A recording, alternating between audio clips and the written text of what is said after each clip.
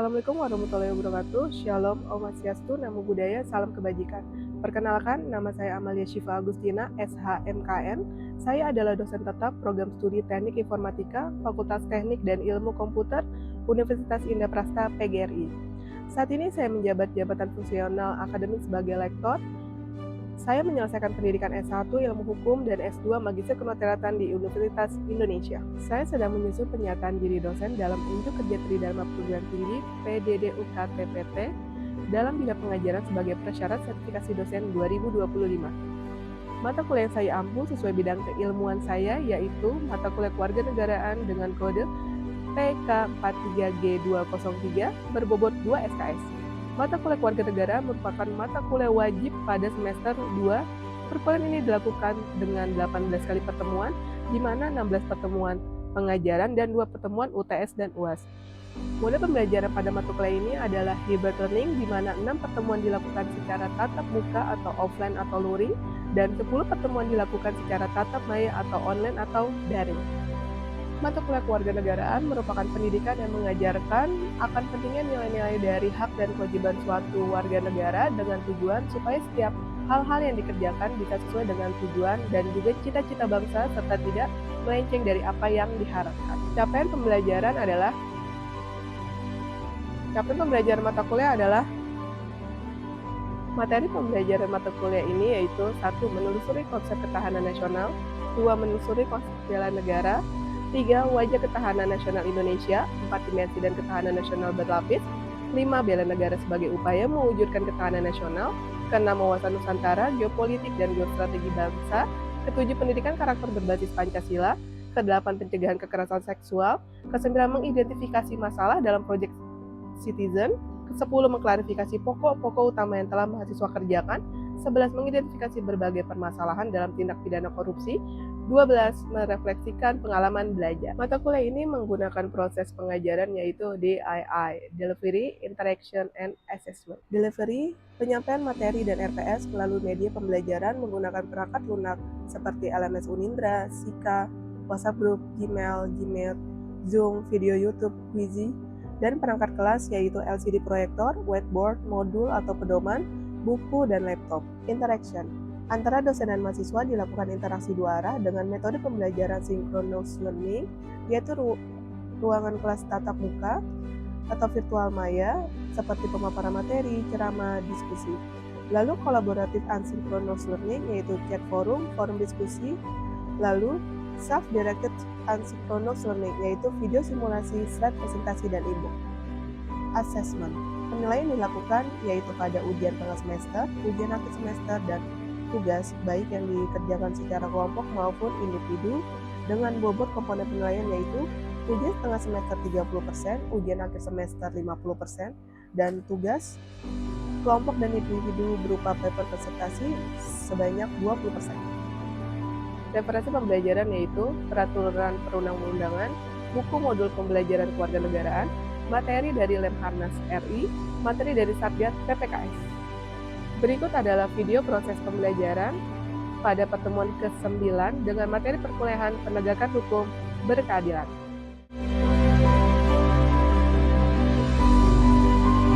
Assalamualaikum warahmatullahi wabarakatuh. Waalaikumsalam warahmatullahi wabarakatuh. Selamat siang semuanya. Shalom, Om Swastiastu, Namo Buddhaya, salam kebajikan. Apa kabar kalian semuanya? Baik. Alhamdulillah, siap melakukan perkuliahan pada hari ini? Siap. Alhamdulillah. Sebelum kita melakukan perkuliahan, kita berdoa dulu menurut keyakinan kepercayaan masing-masing. Berdoa dimulai. Berdoa selesai. Ya, baik teman-teman semuanya. Saya mau menginfokan bahwasanya LMS sudah saya buka ya untuk kalian absen. Jadi kalian segera buka handphone kalian, login LMS kalian lakukan absen ya. Nanti setelah perkuliahan saya tutup absennya.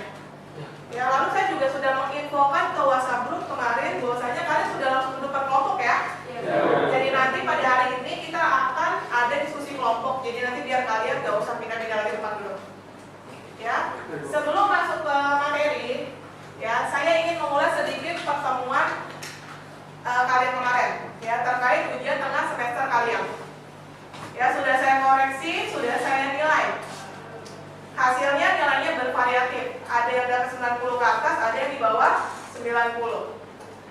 Ya, kalau saya lihat dari soalnya, sebenarnya soalnya semua materinya sudah saya terangkan ya di perkuliahan ya.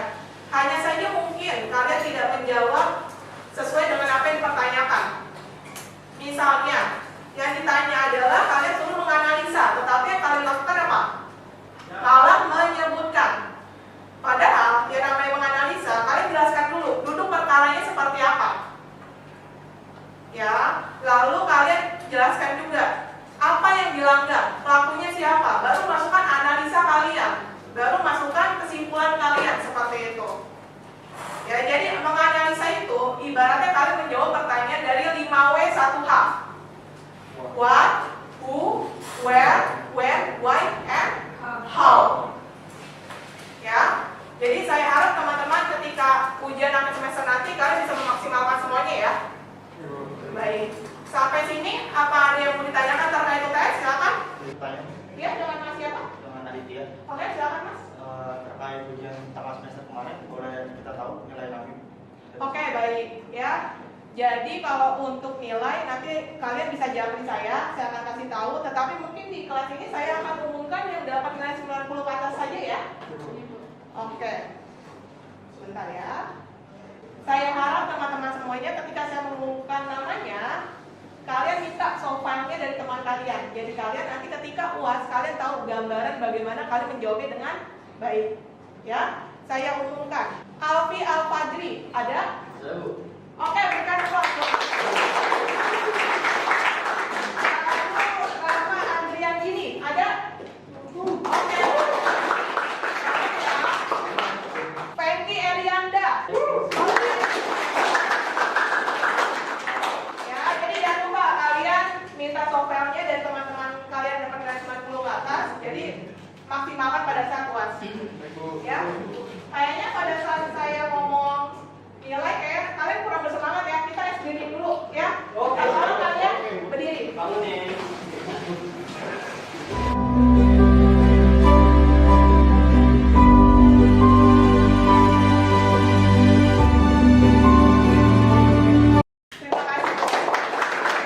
Ambil ya, fokus semua kalian.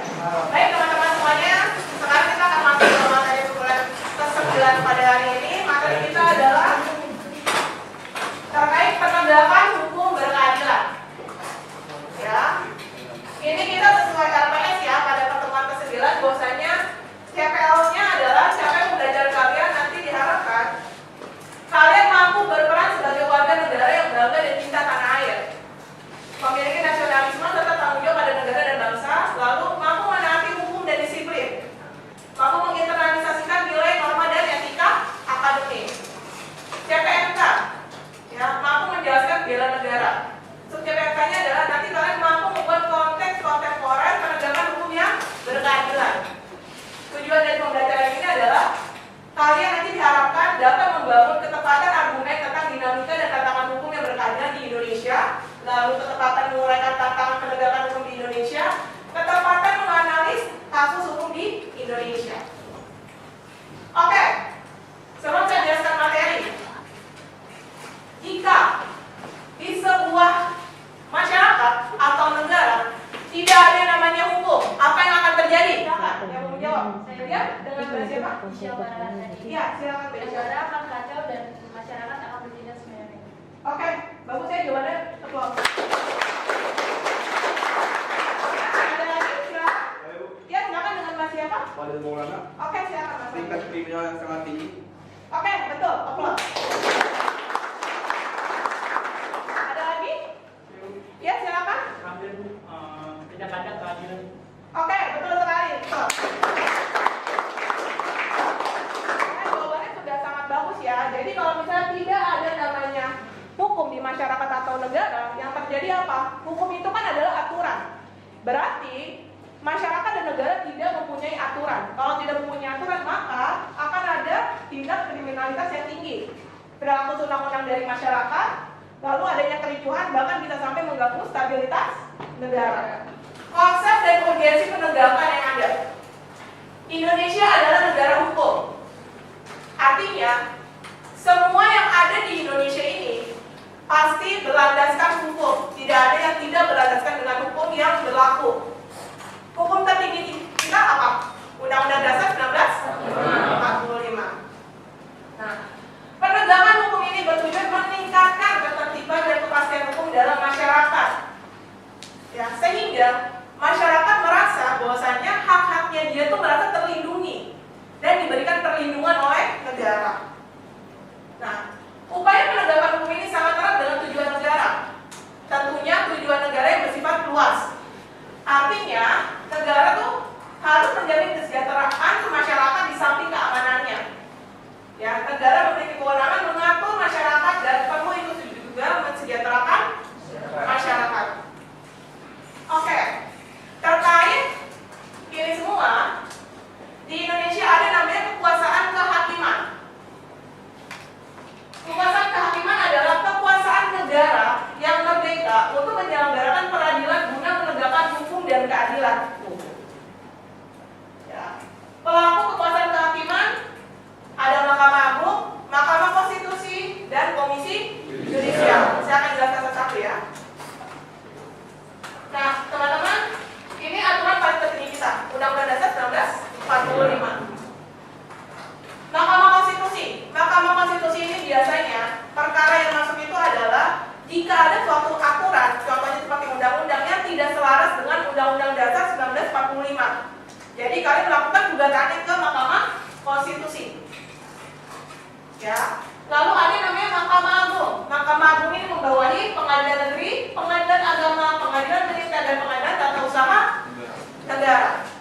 Pengadilan Negeri ini biasanya kalau kalian masukkan gugatan perdata pidana. Ya. Kalau Pengadilan Agama di Indonesia ini segala hal yang bersangkut pautan dengan yang beragama Muslim. Contohnya misalnya penetapan ahli waris, pernikahan siri yang ingin diresmikan. Ya. Lalu misalnya terkait ini kan ayat biologi si anak menurut hukum Islam. Ya. Lalu pengadilan militer. Pengadilan militer ini terkait pengadilan yang anggotanya TNI. Tapi kalau kepolisian biasanya dia ada pengadilan internal lagi, di mana nanti ya kalau kepolisian itu biasanya jadinya polisi yang kena kasus itu akan diadili di pengadilan internal dulu, baru nanti akan dikirim ke pengadilan negeri. Lalu ada yang namanya TPUN, Petun, atau Pengadilan Tata Usaha Negara. Ini adalah ya gugatan terkait segala administrasi yang dikeluarkan oleh negara. Contohnya, misalnya saya PNS, saya mempunyai SK, ternyata SK saya tidak sesuai dengan apa yang berlaku. Jadinya saya mengajukan gugatan ke Petun. Nah, teman-teman, tadi kan saya bilang bahwasanya pengadilan agama ini hanya khususnya beragama Muslim saja, ya kan? Nah, pasti akan ada pertanyaan bahwasanya, Bu, berarti yang beragama Muslim, kalau misalnya kita mau gugat ahli waris atau gugatan terkait warisan tidak bisa dimasukkan ke pengadilan negeri dong, Bu? Jawabannya apa? Bisa. Asalkan para ahli warisnya sepakat untuk dimasukkan ke pengadilan negeri dengan syarat mengikuti aturan yang ada. Karena kenapa? Kalau kalian masuk ke pengadilan agama, otomatis syaratnya apa? Pembagiannya 2:1, laki-laki 2, perempuan 1. Kalau misalnya di pengadilan negeri, kalian apa? 1:1. Ya, konsekuensinya itu. Ya. Nah, kalau untuk yang beragama non-muslim biasanya langsung ke pengadilan negeri. Ya, oke, sampai sini ada yang mau ditanyakan terlebih dahulu, silakan. Ya, ya bagus, bagus. Ya, benar ya. Ada gugatan perdata, ada gugatan pidana yang masuk di pengadilan negeri. Gugatan pidana itu mungkin tidak asing lagi di telinga kalian, yang bisa seperti apa? Pembunuhan, perampokan, pemerkosaan, penggelapan, apalagi? Pelecehan, terorisme. Ya, itu semua masuk ke dalam pidana. Nah, kalau perdata kebanyakan yang terjadi adalah terkait kontraktual. Misalnya, kalian melakukan jual beli, mitra kalian ternyata membuat kelalaian atau menimbulkan kerugian Nah, kalian memasukkan itu ke gugatan perdata berdasarkan apa yang ada di kontrak. Ya. Nah, kalau di gugatan perdata itu ada namanya material dan imaterial. Kalau material itu yang berdasarkan kontrak. Jadi kalau di kontrak misalnya kerugian kalian berapa, ya ada hitam di atas putih. Tapi kalau imaterial ini tidak ada tolak ukurnya. Contohnya misalnya A punya hutang kepada si B. Si B ini nagih-nagih terus ke si A, tapi si A tidak mau untuk membayar hutangnya. Ya. Si A ini orangnya cukup terpandang di masyarakat. Si B ini kesal. Akhirnya apa? Akhirnya memblow up hutang piutangnya di publik bahwasanya si A ini mempunyai hutang kepada si B. Yang terjadi apa? Si A ini ngerasa nama baiknya hancur di masyarakat. Ya, alhasil dia merasa dirugikan. Padahal kalau kita lihat dari kasusnya, itu kan terjadi gara-gara si A tidak bayar hutang. Tetapi kesalahan si B adalah memblow up itu ke publik, di mana kalau hubungan hutang piutang itu ranahnya privat, tidak boleh ke publik. Nah, rasa yang dimiliki oleh si A yang merasa kecewa segala macam, itu yang dinamakan imaterial. Jadi si A bisa melakukan gugatan perdata secara imaterial kepada si B. Nah, gugatan imaterialnya nilainya gimana menentukannya? Tidak ada tolak ukurnya. Jadi si A bebas, misalnya saya mau 3M, bisa. Nanti tergantung hakim memutuskannya bagaimana. Apakah 3M atau tidak? Seperti itu. Atau contoh lebih ininya misalnya, saya punya 2 buah roti. Ya, harganya 5.000, mereknya sama, rasanya sama. Saya berikan kepada 2 orang yang berbeda. Satu orang saya kasih roti, reaksinya biasa aja. Terima kasih ya, oke. Satu orang lagi saya kasih roti, reaksinya apa? Sampai nangis, sampai meluk saya. Ternyata satu orang yang tadi yang reaksinya biasa aja, dia baru makan 30 menit yang lalu. Sedangkan yang satunya lagi yang sampai nangis melukin saya, itu dia ternyata tidak makan selama 5 hari. Jadi roti yang saya berikan itu dia anggap sebagai penyelamat hidupnya. Nah, perbedaan reaksi ini bisa dikatakan apa? Ada tolak ukurnya tidak? Tidak ada. Nah, seperti itu. Ya. Oke, baik. Ya, kita lanjut lagi ya. Jadi gugatan perdata ada imaterial dan material. Ya. Nah, lalu ini semua ada pada tingkat pertama. Lalu kalau misalnya kalian tidak setuju atau kurang puas mendapatkan keadilan yang seadil-adilnya, kalian bisa mengajukan banding ke pengadilan tinggi atau pengadilan tingkat kedua. Kalau negeri ke tinggi, agama ke pengadilan tinggi agama, militer ke pengadilan militer tinggi utama, kepulauan ke petun, seperti itu. Ya, kalau misalnya kalian belum puas juga terhadap keputusan hakimnya, maka kalian bisa mengajukan kasasi ke Mahkamah Agung. Ya, kasasi ke Mahkamah Agung. Nah, tingkatan ini semua adalah merupakan hak yang diberikan oleh negara kepada kalian, hak terkait bahwa kalian bisa mendapatkan keadilan yang seadil-adilnya. Ya, dengan ada tingkatan ini, jadi nanti kalian akan mendapatkan keadilan yang seadil-adilnya. Karena balik lagi keputusan itu kan di tangan hakim. Hakim itu kan bisa saja mungkin kalian kurang puas dengan keputusannya atau tidak terima segala macam. Jadinya kalian memiliki hak untuk mendapatkan keadilan seadil-adilnya dengan cara apa? Dengan cara ini, kalian bisa ajukan banding dan kalian bisa ajukan kasasi. Ya, jadi begini teman-teman ya. Jadi komisi yudisial ini yang menangani kasus terkait pelanggaran kode etik yang dilakukan oleh para hakim. Ya, kita next ya.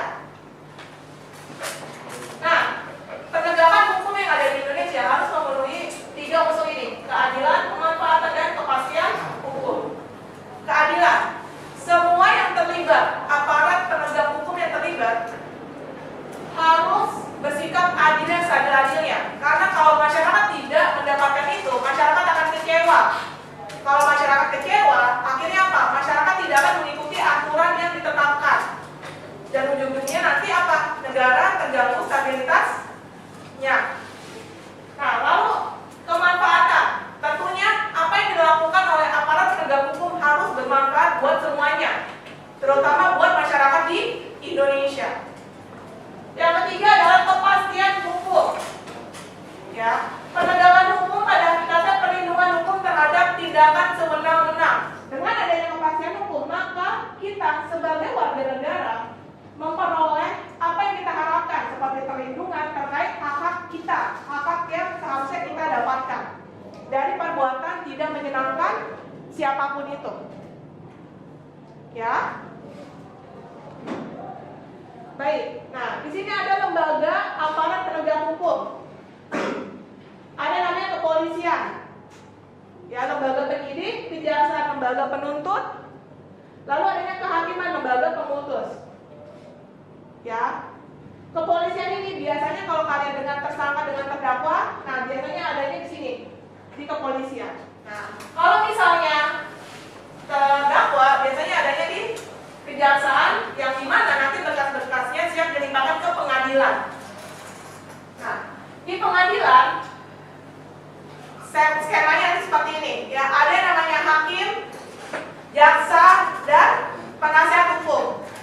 Penasihat hukum ini bisa ada, bisa tidak, tergantung dari terdakwanya mau didampingi atau tidak. Karena balik lagi, ya, penasihat hukum ini ya adalah merupakan hak asasi manusia yang ditawarkan oleh negara kepada si terdakwa, apakah mau didampingi atau tidak. Ya, seperti itu. Jadi nanti ada tiga ini, dan hakim harus melihat dari kedua sisi ini, dari sisi jaksa dan dari sisi penasihat hukum ataupun dari sisi terdakwanya. Jadi kalau tersangka itu ada di kepolisian, tersangka, sangka berarti masih di sangka-sangka. Ya, karena masih disangka-sangka, jadinya apa? Belum tentu dia yang melakukan atau tidak. Nah, ketika sampai ke kejaksaan, dari tersangka berubah menjadi terdakwa, didakwa. Akhirnya dia siap untuk didakwa oleh hakim, apakah dia benar bersalah atau tidak bersalah.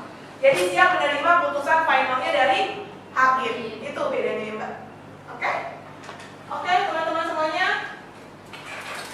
Ini ada video, nanti kita tonton bersama. Setelah video ini selesai, kalian diskusi kelompok ya, terkait non-viral justice. Kalian diskusi kelompok, ditulis di kertas selembar. Nanti setelah itu, saya akan minta perwakilan kelompok untuk menyampaikan hasil kesimpulan dari diskusi kalian. Ya, kita tonton dulu bersama-sama ya. Atau viral non justice, tidak viral dan diusut. Berarti bukan masuk ini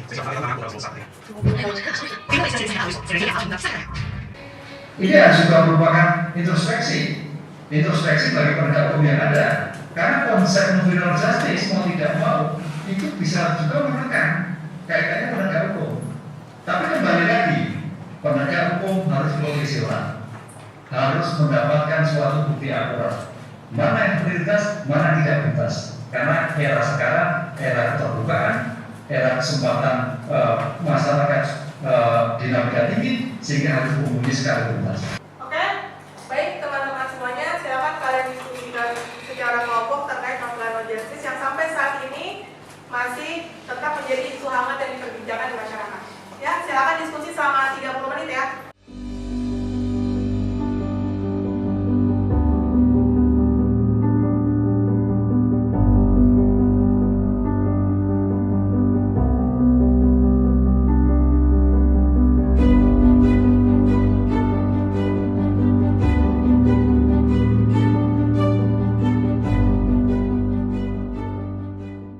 Baik teman-teman semuanya, diskusinya sudah selesai ya, sudah 30 menit lalu. Sekarang saya minta untuk perwakilan kelompok sampaikan hasil diskusi kalian terkait non-viral justice ini. Dari kelompok 1 dulu ya, lalu 2, 3, 4, dan 5 ya. Silakan kelompok 1 sampaikan kesimpulannya. Kesimpulan dari fenomena non-viral no justice ini, kelompok 1 menyampaikan bahwa fenomena non-viral no justice ini menegaskan bahwa keadilan lebih sering baru terwujud atau kasus ditangani serius oleh aparat setelah viral. Nah, ini menunjukkan adanya kegagalan dalam sistem hukum dalam merespon laporan masyarakat secara proaktif dan adil. Ketergantungan pada viralitas ini menjadikan media sosial sebagai kontrol publik yang efektif, tapi juga mengikis prinsip due process, menciptakan ketidaksetaraan dalam penanganan kasus, dan oleh karena ini, hal ini menuntut perbaikan yang fundamental pada sistem hukum agar keadilan tidak bergantung pada sorotan publik.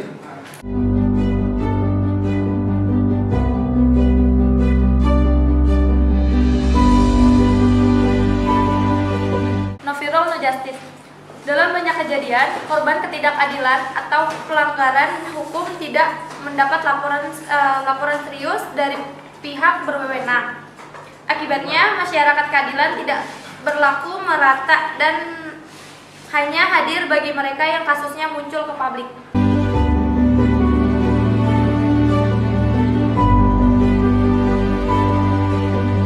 Oke, terkait kesimpulannya kalian sudah sangat bagus ya. Kita berikan tepuk tangan buat kalian dulu.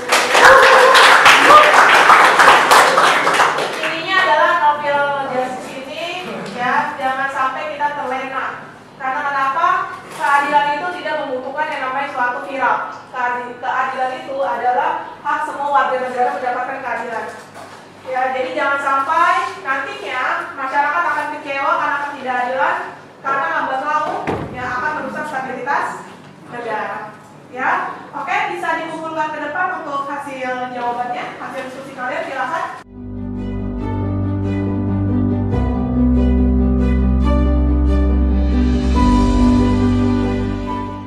Oke, baik. Ya, terima kasih semuanya. Ini ada kuis ya yang harus kalian kerjakan. Nanti hasil dari kuis ini kalian kita lihat ya semuanya di pertemuan minggu depan. Ini silakan kalian bisa scan barcode ya. Bisa kalian scan. Nanti kuisnya akan tampil. Kuis ini dibuka sampai dengan hari ini jam 6 sore. Ya, jadi segera kalian kerjakan ya. Untuk hasilnya saya akan tampilkan minggu depan ketika perkuliahan. Ini referensi perkuliahan kita pada hari ini. Kalian bisa membaca lebih lanjut ya terkait penegakan hukum berkeadilan. Ya, oke. Sampai di sini apakah ada yang mau kalian tanyakan? Cukup, alhamdulillah. Ya, baik teman-teman semuanya. Semoga perkuliahan kita pada hari ini membawa manfaat bagi kita semua dan baik dan bijak. Ya, sebelum kita mengakhiri, kita berdoa dulu di kegiatan masing-masing. Berdoa dimulai. Berdoa selesai. Teman-teman, sebelum saya akhiri, saya ada sedikit pantun buat kalian semua. Naik sepeda ke Gunung Merapi. Melihat awan langit membiru. Keadilan bukan sekedar janji, tapi hak setiap warga yang jujur.